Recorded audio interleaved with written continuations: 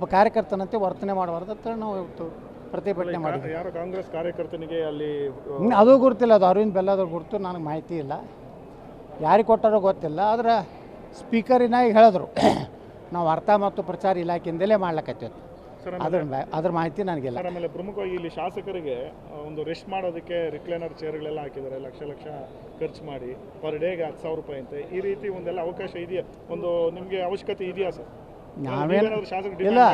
ನಾವೇನು ಡಿಮಾಂಡ್ ಮಾಡಿಲ್ಲ, ನಮಗೇನು ಇಂಥ ಕುರ್ಚಿ ಬೇಕಂತ ಹೇಳಿಲ್ಲ. ಆದರೂ ಶಾಸಕರು, ವಯಸ್ಸಾದ ಶಾಸಕರ ಬಗ್ಗೆ ಏನೋ ಸ್ಪೀಕರ್ ಏನೋ ನಿರ್ಣಯ ತೊಗೊಂಡೇನು ಅಂತ ಹೇಳ್ತಾ ಇದ್ದಾರೆ. ಆದರೆ ನಾವೇನು ಆ ಕುರ್ಚಿ ಮ್ಯಾಗ ಏನು ಕೊಂಡಿರೋದಿಲ್ಲ, ನಾವು ಸಾದಾ ಕುರ್ಚಿ ಮ್ಯಾಗ ಕೊಂಡಿರ್ತೀವಿ. ಸರ್ ಆಮೇಲೆ ಈಗ ಶಾಸಕರ ಸಂಬಳ ಹೆಚ್ಚಳ ಆಗಬೇಕು ಅನ್ನೋ ಒಂದು ಡಿಮ್ಯಾಂಡ್ ಕೂಡ ಇದೆ. ಇನ್ನೂ ಸದನದ ಮುಂದೆ ಬಂದಿಲ್ಲ, ಅದು ಬಂದ ಮೇಲೆ ಅದ್ರ ಬಗ್ಗೆ ಚರ್ಚೆ ಮಾಡ್ತೀವಿ. ಅಗತ್ಯ ಇದೆಯಾ ಸರ್? ಶಾಸಕರಿಗೆ ಖರ್ಚು ವೆಚ್ಚಗಳು ಜಾಸ್ತಿ ಇದೆಯಾ? ನೋಡಿ, ನಮಗೇನು ಅಗತ್ಯ ಇಲ್ಲ, ನಾನು ವೈಯಕ್ತಿಕವಾಗಿ. ಉಳ್ಕಿದವ್ರೆ ಶಾಸಕರು ಏನೇನು ಅಗತ್ಯ ಐತೆ ನನಗೆ ಗೊತ್ತಿಲ್ಲ. ಸರ್ ಪ್ರಮುಖವಾಗಿ ಸದನದಲ್ಲಿ ನಿಮ್ಮ ಒಗ್ಗಟ್ಟಿನ ಹೋರಾಟ ನಡೆಯುತ್ತೆ ಸರ್, ಯಾಕೆಂದರೆ ಜ್ವಲಂತ ಸಮಸ್ಯೆಗಳಿದ್ದಾವೆ. ಈಗ ನೋಡ್ಲಕತ್ತಿರಲ್ಲ, ಇವತ್ತೇನಾರೆ ನಮ್ಮಲ್ಲಿ ಏನು ಭಿನ್ನಮತ ಬಂದದ, ಗಟ್ಟಿಯಾಗಿ ನಾವು ವಿರೋಧ ಪಕ್ಷದ ನಾಯಕರ ಜೊತೆಗೆ ನಿಂತು ಇವತ್ತು ಮಾತಾಡಕತ್ತೀವಿ. ಇವತ್ತೇನು ಇದ್ರ ಬಗ್ಗೆ ಚರ್ಚೆ KPSC ಹಗರಣ ಏನಾಗಿದೆ, ಅದು ಒಟ್ಟಾಗಿ ನಾವೆಲ್ಲರೂ ಇವತ್ತು ಏನು ವಿರೋಧ ಪಕ್ಷ ನಾಯಕರು ಇವತ್ತು ಸೂಚನೆ ನಿಲುವಳಿ ಸೂಚನೆ ತಂದು ಅದಕ್ಕೆ ಬೆಂಬಲವನ್ನೇ ನಾವು ಕೊಟ್ಟಿದ್ದೀವಿ. ನಮ್ಮಲ್ಲಿ ಜನಪರವಾದಂಥ ವಿಚಾರದಲ್ಲಿ ಯಾವುದೇ ರೀತಿಯ ಭಿನ್ನಮತ ಇಲ್ಲ. ನಮ್ಮದು ಏನು ಇರೋದು ಭಿನ್ನಮತ, ಕುಟುಂಬ ರಾಜಕಾರಣ, ಭ್ರಷ್ಟಾಚಾರದ ಕುಟುಂಬವನ್ನು ದೂರಿಡಬೇಕು ಅಂತ ಬಿಟ್ಟರೆ ಭಾರತೀಯ ಜನತಾ ಪಾರ್ಟಿ ರಾಷ್ಟ್ರೀಯ ನಾಯಕರ ಬಗ್ಗೆ ಅಥವಾ ನಮ್ಮ ಸಿದ್ಧಾಂತಗಳ ಬಗ್ಗೆ ಅಥವಾ ವಿಧಾನಸಭೆಯ ಒಳಗೆ ಜನಪರ ಹೋರಾಟದಲ್ಲಿ ಯಾವುದೇ ಭಿನ್ನಮತ ಇಲ್ಲ. KPSCದು ನಾವು ಗಂಭೀರವಾಗಿ ತೊಗೊಂಡಿದ್ದೀವಿ. ಲಕ್ಷಾಂತರ ಯುವಕರು ಪರೀಕ್ಷೆಯಲ್ಲಿ ಬರೆದು ಇವರು ಆ KPSCಯಲ್ಲಿರುವಂಥ ಅಧಿಕಾರಿ ಮತ್ತು ಅಲ್ಲಿರುವಂಥ ಏನು KPSC ಮೆಂಬರ್ಸ್ ಅದಾರೆ, ಚೇರ್ಮನ್ ಇದ್ದಾರೆ, ಕರ್ನಾಟಕದಲ್ಲಿ 3 ಕೋಟಿ ಜನ, 18 ಮಂದಿ KPSC ಮೆಂಬರ್ ಇದ್ದಾರೆ. ಉತ್ತರ ಪ್ರದೇಶದಲ್ಲಿ 25 ಕೋಟಿ ಜನ, 6 ಮಂದಿ ಅಲ್ಲಿ UPSC ಅದಾರೆ. ಅಂದರೆ ಇಟ್ಟು 18 ಮಂದಿ ಏನು ಕತ್ತಿ ಕಾಯ್ಲಕತ್ತಾರ. ಕನ್ನಡ ಬರಲಿಲ್ಲ ಅಂದ್ರೆ ಕನ್ನಡನೇ ಕೊಲೆ ಮಾಡ್ಲಕತ್ತಾರ. ಕನ್ನಡ ಟ್ರಾನ್ಸ್ಲೇಷನ್ ಮಾಡೋದಿಲ್ಲ, ಇಂಗ್ಲೀಷ್ ಗೂಗಲ್ಗೆ ಹೋಗಿ ಟ್ರಾನ್ಸ್ಲೇಷನ್, ಇವನು ಮಾನ ಮರ್ಯಾದೆ ಐತ್ರೆ. ಕನ್ನಡ ಎಲ್ಲಿ ಟ್ರಾನ್ಸ್ಲೇಷನ್ ಮಾಡಬೇಕು? ನಮ್ಮಲ್ಲೇ ಕನ್ನಡ ಚಲೋ ಒಳ್ಳೆ ಅಧಿಕಾರಿಗಳದಾರ. ಏನೋ ಯಾವುದೋ IAS ಅದವ್ರಿಗೆ ನಮ್ಮದು ರಾಜ್ಯದವ್ರು ಇರೋದಿಲ್ಲ ಬೇರೆ. ಆದರೆ IAS ಅಧಿಕಾರಿಗಳ ಲಾಭಿ ಅಲ್ಲ, ಒಳ್ಳೆಯ ಅಧಿಕಾರಿಗಳನ್ನು ಅಲ್ಲಿ ಹಾಕ್ತಾ ಇಲ್ಲ, ಭ್ರಷ್ಟ ಅಧಿಕಾರಿಗಳನ್ನು. ಮತ್ತು ಈ KPSC ಚೇರ್ಮನ್ನು ಮತ್ತು ಎಲ್ಲ ಏನು ಮೆಂಬರ್ ಅದಾರಲ್ಲ, ಇವತ್ತು ನಮ್ಮ ವಿದ್ಯಾರ್ಥಿಗಳು ಹಗಲು ರಾತ್ರಿ ಕಣ್ಣಲ್ಲಿ ಎಣ್ಣೆ ಹಾಕ್ಕೊಂಡು ಪಾಪ ಅಧ್ಯಯನ ಮಾಡ್ತಾರೆ, ಪರೀಕ್ಷೆ ಬರಿಬೇಕತ್ತಾರ, ಒಂದು ಒಳ್ಳೆಯ ಅಧಿಕಾರಿ ಆಗ್ಬೇಕತ್ತಾರ.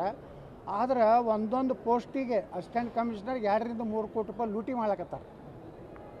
ಯಾರು ರಾಜಕಾರಣಿಗಳು, ಯಾವ ಅಧಿಕಾರಿಗಳು, ಕೆಲವೊಂದು ಮಂದಿ ಅದಾರ ಭ್ರಷ್ಟ ರಾಜಕಾರಣಿಗಳು, ಭ್ರಷ್ಟ ಅಧಿಕಾರಿಗಳು ತಮ್ಮ ಮಕ್ಕಳು ಯಾರಿಗೂ ಕೊಡಲಿಲ್ಲ ಅಂದ್ರೆ, ಅವ್ರು ಯಾರೂ ಸೆಲೆಕ್ಟ್ ಮಾಡಲಿಲ್ಲ ಅಂದ್ರೆ ನಿನಗೆ KS ಮಾಡಿಸ್ಕೊಡ್ತೀನಿ, ನನ್ನ ಮಗಳನ್ನ ಲಗ್ನ ಆಗೋನು ಅಂತ ತಾಳಿ ಭಾಗ್ಯ ನಡೆದ. ಅದಕ್ಕೆ KPSCಯಲ್ಲಿ ತಾಳಿ ಭಾಗ್ಯ ಕಾರ್ಯಕ್ರಮ ಹಾಕ್ಕೊಂಡವ್ರು ಕೆಲವೊಂದು ಭ್ರಷ್ಟರು. ಅವ್ರ ಮಕ್ಕಳು ಹೆಣ್ಮಕ್ಳು ಯಾರಿಗೂ ಕನ್ಯೆ ಅಲ್ಲಿ ಹೊರ ಸಿಗಲಿಲ್ಲ ಅಂದರೆ ನಿನಗೆ KS ಮಾಡ್ತೀನಿ, PSI ಮಾಡ್ತೀನಿ, ನಿನಗೆ DSP ಮಾಡ್ತೀನಿ ಅಂತೇಳಿ KPSC ಒಂದು ತಾಳಿ ಭಾಗ್ಯ ಒಂದು ಕೇಂದ್ರ ಆಗೈತೆ. ಅದ್ರ ಜೊತೆಗೆ KPSC ಮೇಲೆ ಏನೂ ನಿಯಂತ್ರಣ ಇಲ್ಲ. ಮುಖ್ಯಮಂತ್ರಿ ಹೇಳಿದ್ರು ಅವ್ರು ಕೇರ್ ಮಾಡ್ತಾಯಿಲ್ಲ. ಅದಕ್ಕೆ ನಮ್ದು ಇರುವಂಥ ಉದ್ದೇಶ 30 ಕೋಟಿ ರೂಪಾಯಿ ಹಾಳು ಮಾಡ್ಯಾರ. ರೀ ಎಕ್ಸಾಮ್ ಮಾಡ್ತೀನಿ ಅಂತ. ಇದರಿಂದ ನಮ್ಮ ವಿದ್ಯಾರ್ಥಿಗಳು ಏನು ಭವಿಷ್ಯವನ್ನು ರೂಪಿಸುವಂಥ ವಿದ್ಯಾರ್ಥಿಗಳಿಗೆ ಇವ್ರು ಸರಿಯಾಗಿ ಕನ್ನಡ ಟ್ರಾನ್ಸ್ಲೇಷನ್ ಬರೋದಿಲ್ಲ ಅಂದರೆ ಅದಕ್ಕೆ ಕತ್ತಿ ಕಾಯ್ಲು ಹಾಕಿದ್ದು KPSC ಇದೆ. ಯಾವ ರೀತಿ UPSC ಎಷ್ಟು ಸಿಸ್ಟಮೆಟಿಕ್ ಮಾಡ್ತಾರೆ ಅದೇ ಮಾಡಲನ್ನು ಇದಕ್ಕೆ ತರಬೇಕು. ಇದಕ್ಕೊಬ್ಬ ರಿಟೈರ್ಡ್ ಪ್ರಾಮಾಣಿಕ ಜಡ್ಜ್ ಇದರ ಮೇಲೆ ಉಸ್ತುವಾರಿ ಇಡಬೇಕು. ಇಲ್ಲಾಂದರೆ KPSC ಇದೊಂದು ಭ್ರಷ್ಟಾಚಾರದ ಒಂದು ದೊಡ್ಡ ಕೂಪಾಗಿದೆ. ಸರ್ ಈಗ ಸಿದ್ದರಾಮಯ್ಯನವರು ಬಜೆಟ್ಗೆ ಭಾಳಷ್ಟು ಸಿದ್ಧತೆ ಮಾಡ್ಕೊಂಡಿದ್ದಾರೆ, ನೀವೇನಾದರೂ ಎಕ್ಸ್ಪೆಕ್ಟೇಷನ್ ಇಟ್ಕೊಂಡಿದ್ದಾರೆ ಸರ್? ನಾವೇನು ಅಲ್ಲಿ ರೊಕ್ಕನೇ ಇಲ್ಲ, ಏನು ಎಕ್ಸ್ಪೆಕ್ಟೇಷನ್ ಇಟ್ಕೋದ್ರಿ? ಬರೀ ಗ್ಯಾರಂಟಿ ಎಲ್ಲ ಸುಳ್ಳು ಆಶ್ವಾಸನೆ ಕೊಡ್ತಾರೆ ಅಷ್ಟೇ. ಯಾವ ಹೋದ ಬಜೆಟ್ನಲ್ಲಿ ಏನು ಅನೌನ್ಸ್ ಮಾಡಿದ್ರು ಅವು ಇಂಪ್ಲಿಮೆಂಟೇ 70% ಆಗಿಲ್ಲ. ಕಾಂಟ್ರಾಕ್ಟರ್ ಬಿಲ್ ಕೊಟ್ಟಲ್ಲಿ ಇವತ್ತು ಆತ್ಮಹತ್ಯೆ ಮಾಡ್ಕೋತಾ ಇದ್ದಾರೆ.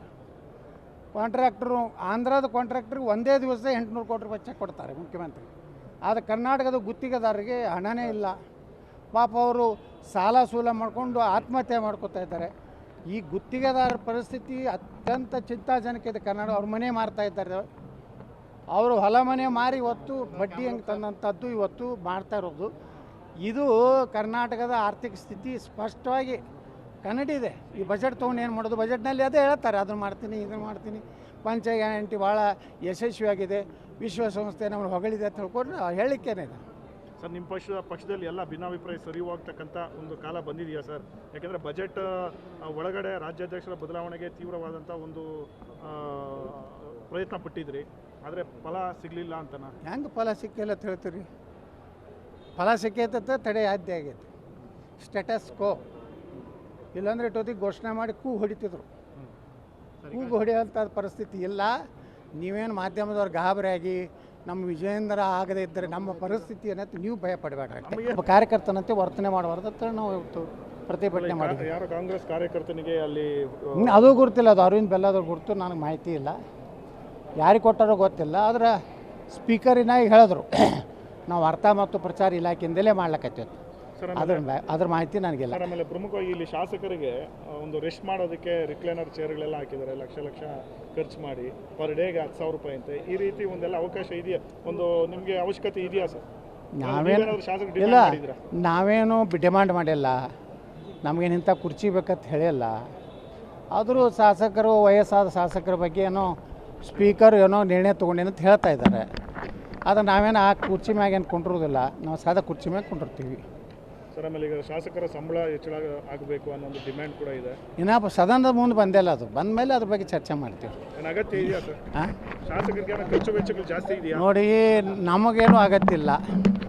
ನಾನು ವೈಯಕ್ತಿಕವಾಗಿ ಉಳ್ಕಿದವ್ರೆ ಶಾಸಕರು ಏನೇನು ಅಗತ್ಯ ಐತೆ ನನಗೆ ಗೊತ್ತಿಲ್ಲ. ಸರ್, ಪ್ರಮುಖವಾಗಿ ಸದನದಲ್ಲಿ ನಿಮ್ಮ ಒಗ್ಗಟ್ಟಿನ ಹೋರಾಟ ನಡೆಯುತ್ತಾ ಸರ್? ಯಾಕೆಂದರೆ ಜ್ವಲಂತ ಸಮಸ್ಯೆಗಳಿದ್ದಾವೆ. ಈಗ ನೋಡ್ಲಕತ್ತಿರಲ್ಲ, ಇವತ್ತೇನಾರೆ ನಮ್ಮಲ್ಲಿ ಏನು ಭಿನ್ನಮತ ಬಂದದ, ಗಟ್ಟಿಯಾಗಿ ನಾವು ವಿರೋಧ ಪಕ್ಷದ ನಾಯಕರ ಜೊತೆಗೆ ನಿಂತು ಇವತ್ತು ಮಾತಾಡಕತ್ತೀವಿ. ಇವತ್ತೇನು ಇದ್ರ ಬಗ್ಗೆ ಚರ್ಚೆ KPSC ಹಗರಣ ಏನಾಗಿದೆ, ಅದು ಒಟ್ಟಾಗಿ ನಾವೆಲ್ಲರೂ ಇವತ್ತು ಏನು ವಿರೋಧ ಪಕ್ಷ ನಾಯಕರು ಇವತ್ತು ಸೂಚನೆ ನಿಲುವಳಿ ಸೂಚನೆ ತಂದು ಅದಕ್ಕೆ ಬೆಂಬಲವನ್ನೇ ನಾವು ಕೊಟ್ಟಿದ್ದೀವಿ. ನಮ್ಮಲ್ಲಿ ಜನಪರವಾದಂಥ ವಿಚಾರದಲ್ಲಿ ಯಾವುದೇ ರೀತಿಯ ಭಿನ್ನಮತ ಇಲ್ಲ. ನಮ್ಮದು ಏನು ಇರೋದು ಭಿನ್ನಮತ, ಕುಟುಂಬ ರಾಜಕಾರಣ, ಭ್ರಷ್ಟಾಚಾರದ ಕುಟುಂಬವನ್ನು ದೂರಿಡಬೇಕು ಅಂತ ಬಿಟ್ಟರೆ ಭಾರತೀಯ ಜನತಾ ಪಾರ್ಟಿ ರಾಷ್ಟ್ರೀಯ ನಾಯಕರ ಬಗ್ಗೆ ಅಥವಾ ನಮ್ಮ ಸಿದ್ಧಾಂತಗಳ ಬಗ್ಗೆ ಅಥವಾ ವಿಧಾನಸಭೆಯ ಒಳಗೆ ಜನಪರ ಹೋರಾಟದಲ್ಲಿ ಯಾವುದೇ ಭಿನ್ನಮತ ಇಲ್ಲ. KPSCದು ನಾವು ಗಂಭೀರವಾಗಿ ತೊಗೊಂಡಿದ್ದೀವಿ. ಲಕ್ಷಾಂತರ ಯುವಕರು ಪರೀಕ್ಷೆಯಲ್ಲಿ ಬರೆದು ಇವರು ಆ KPSCಯಲ್ಲಿರುವಂಥ ಅಧಿಕಾರಿ ಮತ್ತು ಅಲ್ಲಿರುವಂಥ ಏನು KPSC ಮೆಂಬರ್ಸ್ ಅದಾರೆ, ಚೇರ್ಮನ್ ಇದ್ದಾರೆ, ಕರ್ನಾಟಕದಲ್ಲಿ 3 ಕೋಟಿ ಜನ, 18 ಮಂದಿ KPSC ಮೆಂಬರ್ ಇದ್ದಾರೆ. ಉತ್ತರ ಪ್ರದೇಶದಲ್ಲಿ 25 ಕೋಟಿ ಜನ, 6 ಮಂದಿ ಅಲ್ಲಿ UPSC ಅದಾರೆ. ಅಂದರೆ ಇಟ್ಟು 18 ಮಂದಿ ಏನು ಕತ್ತಿ ಕಾಯ್ಲಕತ್ತಾರ. ಕನ್ನಡ ಬರಲಿಲ್ಲ ಅಂದ್ರೆ ಕನ್ನಡನೇ ಕೊಲೆ ಮಾಡ್ಲಕತ್ತಾರ. ಕನ್ನಡ ಟ್ರಾನ್ಸ್ಲೇಷನ್ ಮಾಡೋದು ಅಲ್ಲ, ಇಂಗ್ಲೀಷ್ ಗೂಗಲ್ಗೆ ಹೋಗಿ ಟ್ರಾನ್ಸ್ಲೇಷನ್, ಇವನು ಮಾನ ಮರ್ಯಾದೆ ಐತ್ರೆ. ಕನ್ನಡ ಎಲ್ಲಿ ಟ್ರಾನ್ಸ್ಲೇಷನ್ ಮಾಡಬೇಕು? ನಮ್ಮಲ್ಲೇ ಕನ್ನಡ ಚಲೋ ಒಳ್ಳೆ ಅಧಿಕಾರಿಗಳದಾರ. ಏನೋ ಯಾವುದೋ IAS ಅದವ್ರಿಗೆ ನಮ್ಮದು ರಾಜ್ಯದವ್ರು ಇರೋದಿಲ್ಲ ಬೇರೆ. ಆದರೆ IAS ಅಧಿಕಾರಿಗಳ ಲಾಬಿ ಅಲ್ಲ, ಒಳ್ಳೆಯ ಅಧಿಕಾರಿಗಳನ್ನು ಅಲ್ಲಿ ಹಾಕ್ತಾ ಇಲ್ಲ. ಭ್ರಷ್ಟ ಅಧಿಕಾರಿಗಳನ್ನು ಮತ್ತು ಈ KPSC ಚೇರ್ಮನ್ನು ಮತ್ತು ಎಲ್ಲ ಏನು ಮೆಂಬರ್ ಅದಾರಲ್ಲ, ಇವತ್ತು ನಮ್ಮ ವಿದ್ಯಾರ್ಥಿಗಳು ಹಗಲು ರಾತ್ರಿ ಕಣ್ಣಲ್ಲಿ ಎಣ್ಣೆ ಹಾಕ್ಕೊಂಡು ಪಾಪ ಅಧ್ಯಯನ ಮಾಡ್ತಾರೆ, ಪರೀಕ್ಷೆ ಬರಿಬೇಕತ್ತಾರ, ಒಂದು ಒಳ್ಳೆಯ ಅಧಿಕಾರಿ ಆಗ್ಬೇಕತ್ತಾರ. ಆದ್ರೆ ಒಂದೊಂದು ಪೋಸ್ಟಿಗೆ ಅಸಿಸ್ಟೆಂಟ್ ಕಮಿಷನರ್ಗೆ 2 ರಿಂದ 3 ಕೋಟಿ ರೂಪಾಯಿ ಲೂಟಿ ಮಾಡ್ಲಕತ್ತಾರ. ಯಾರು ರಾಜಕಾರಣಿಗಳು, ಯಾವ ಅಧಿಕಾರಿಗಳು, ಕೆಲವೊಂದು ಮಂದಿ ಅದಾರ ಭ್ರಷ್ಟ ರಾಜಕಾರಣಿಗಳು, ಭ್ರಷ್ಟ ಅಧಿಕಾರಿಗಳು ತಮ್ಮ ಮಕ್ಕಳು ಯಾರಿಗೂ ಕೊಡಲಿಲ್ಲ ಅಂದ್ರೆ, ಅವ್ರು ಯಾರೂ ಸೆಲೆಕ್ಟ್ ಮಾಡಲಿಲ್ಲ ಅಂದ್ರೆ ನಿನಗೆ KS ಮಾಡಿಸ್ಕೊಡ್ತೀನಿ, ನನ್ನ ಮಗಳನ್ನ ಲಗ್ನ ಆಗೋನು ಅಂತ ತಾಳಿ ಭಾಗ್ಯ ನಡೆದ. ಅದಕ್ಕೆ KPSCಯಲ್ಲಿ ತಾಳಿ ಭಾಗ್ಯ ಕಾರ್ಯಕ್ರಮ ಹಾಕ್ಕೊಂಡವ್ರು ಕೆಲವೊಂದು ಭ್ರಷ್ಟರು. ಅವ್ರ ಮಕ್ಕಳು ಹೆಣ್ಮಕ್ಳು ಯಾರಿಗೂ ಕನ್ಯೆ ಅಲ್ಲಿ ಹೊರ ಸಿಗಲಿಲ್ಲ ಅಂದರೆ ನಿನಗೆ KS ಮಾಡ್ತೀನಿ, PSI ಮಾಡ್ತೀನಿ, ನಿನಗೆ DSP ಮಾಡ್ತೀನಿ ಅಂತೇಳಿ KPSC ಒಂದು ತಾಳಿ ಭಾಗ್ಯ ಒಂದು ಕೇಂದ್ರ ಆಗೈತೆ. ಅದ್ರ ಜೊತೆಗೆ KPSC ಮೇಲೆ ಏನೂ ನಿಯಂತ್ರಣ ಇಲ್ಲ. ಮುಖ್ಯಮಂತ್ರಿ ಹೇಳಿದ್ರು ಅವ್ರು ಕೇರ್ ಮಾಡ್ತಾಯಿಲ್ಲ. ಅದಕ್ಕೆ ನಮ್ದು ಇರುವಂಥ ಉದ್ದೇಶ 30 ಕೋಟಿ ರೂಪಾಯಿ ಹಾಳು ಮಾಡ್ಯಾರ. ರೀ ಎಕ್ಸಾಮ್ ಮಾಡ್ತೀನಿ ಅಂತ. ಇದರಿಂದ ನಮ್ಮ ವಿದ್ಯಾರ್ಥಿಗಳು ಏನು ಭವಿಷ್ಯವನ್ನು ರೂಪಿಸುವಂಥ ವಿದ್ಯಾರ್ಥಿಗಳಿಗೆ ಇವ್ರು ಸರಿಯಾಗಿ ಕನ್ನಡ ಟ್ರಾನ್ಸ್ಲೇಷನ್ ಬರೋದಿಲ್ಲ ಅಂದರೆ ಅದಕ್ಕೆ ಕತ್ತಿಕಾಲು ಹಾಕಿದ್ದು KPSC ಇದೆ. ಯಾವ ರೀತಿ UPSC ಎಷ್ಟು ಸಿಸ್ಟಮೆಟಿಕ್ ಮಾಡ್ತಾರೆ ಅದೇ ಮಾಡಲನ್ನು ಇದಕ್ಕೆ ತರಬೇಕು. ಇದಕ್ಕೊಬ್ಬ ರಿಟೈರ್ಡ್ ಪ್ರಾಮಾಣಿಕ ಜಡ್ಜ್ ಇದರ ಮೇಲೆ ಉಸ್ತುವಾರಿ ಇಡಬೇಕು. ಇಲ್ಲಾಂದರೆ KPSC ಇದೊಂದು ಭ್ರಷ್ಟಾಚಾರದ ಒಂದು ದೊಡ್ಡ ಕೂಪಾಗಿದೆ. ಸರ್, ಈಗ ಸಿದ್ದರಾಮಯ್ಯನವರು ಬಜೆಟ್ಗೆ ಭಾಳಷ್ಟು ಸಿದ್ಧತೆ ಮಾಡ್ಕೊಂಡಿದ್ದಾರೆ. ನೀವೇನಾದರೂ ಎಕ್ಸ್ಪೆಕ್ಟೇಷನ್ ಇಟ್ಕೊಂಡಿದ್ದೀರಾ ಸರ್? ನಾವೇನು ಅಲ್ಲಿ ರೊಕ್ಕನೇ ಇಲ್ಲ, ಏನು ಎಕ್ಸ್ಪೆಕ್ಟೇಷನ್ ಇಟ್ಕೋದ್ರಿ? ಬರೀ ಗ್ಯಾರಂಟಿ ಎಲ್ಲ ಸುಳ್ಳು ಆಶ್ವಾಸನೆ ಕೊಡ್ತಾರೆ ಅಷ್ಟೇ. ಯಾವ ಹೋದ ಬಜೆಟ್ನಲ್ಲಿ ಏನು ಅನೌನ್ಸ್ ಮಾಡಿದ್ರು ಅವು ಇಂಪ್ಲಿಮೆಂಟೇ 70% ಆಗಿಲ್ಲ. ಕಾಂಟ್ರಾಕ್ಟರ್ ಬಿಲ್ ಕೊಟ್ಟಲ್ಲಿ ಇವತ್ತು ಆತ್ಮಹತ್ಯೆ ಮಾಡ್ಕೋತಾ ಇದ್ದಾರೆ. ಕಾಂಟ್ರಾಕ್ಟ್ರು ಆಂಧ್ರದ ಕಾಂಟ್ರಾಕ್ಟ್ರಿಗೆ ಒಂದೇ ದಿವಸ 800 ಕೋಟಿ ರೂಪಾಯಿ ಚೆಕ್ ಕೊಡ್ತಾರೆ ಮುಖ್ಯಮಂತ್ರಿ. ಆದರೆ ಕರ್ನಾಟಕದ ಗುತ್ತಿಗೆದಾರರಿಗೆ ಹಣನೇ ಇಲ್ಲ. ಪಾಪ ಅವರು ಸಾಲ ಸೂಲ ಮಾಡಿಕೊಂಡು ಆತ್ಮಹತ್ಯೆ ಮಾಡ್ಕೋತಾ ಇದ್ದಾರೆ. ಈ ಗುತ್ತಿಗೆದಾರರ ಪರಿಸ್ಥಿತಿ ಅತ್ಯಂತ ಚಿಂತಾಜನಕ ಇದೆ. ಅವ್ರ ಮನೆ ಮಾರ್ತಾ ಇದ್ದಾರೆ, ಅವರು ಹೊಲ ಮನೆ ಮಾರಿ ಇವತ್ತು ಬಡ್ಡಿ ಹಂಗೆ ತಂದಂಥದ್ದು ಇವತ್ತು ಮಾಡ್ತಾ ಇರೋದು. ಇದು ಕರ್ನಾಟಕದ ಆರ್ಥಿಕ ಸ್ಥಿತಿ ಸ್ಪಷ್ಟವಾಗಿ ಕನ್ನಡಿದೆ. ಈ ಬಜೆಟ್ ತೊಗೊಂಡು ಏನು ಮಾಡೋದು? ಬಜೆಟ್ನಲ್ಲಿ ಅದೇ ಹೇಳ್ತಾರೆ, ಅದನ್ನು ಮಾಡ್ತೀನಿ ಇದನ್ನು ಮಾಡ್ತೀನಿ. ಪಂಚ ಗ್ಯಾರಂಟಿ ಭಾಳ ಯಶಸ್ವಿಯಾಗಿದೆ, ವಿಶ್ವಸಂಸ್ಥೆ ನಮ್ಮನ್ನು ಹೊಗಳಿದೆ ಅಂತ ಹೇಳ್ಕೊಂಡು ಹೇಳಿಕೆನೇ ಇದೆ. ಸರ್, ನಿಮ್ಮ ಪಕ್ಷದಲ್ಲಿ ಎಲ್ಲ ಭಿನ್ನಾಭಿಪ್ರಾಯ ಸರಿ ಹೋಗ್ತಕ್ಕಂಥ ಒಂದು ಕಾಲ ಬಂದಿದೆಯಾ ಸರ್?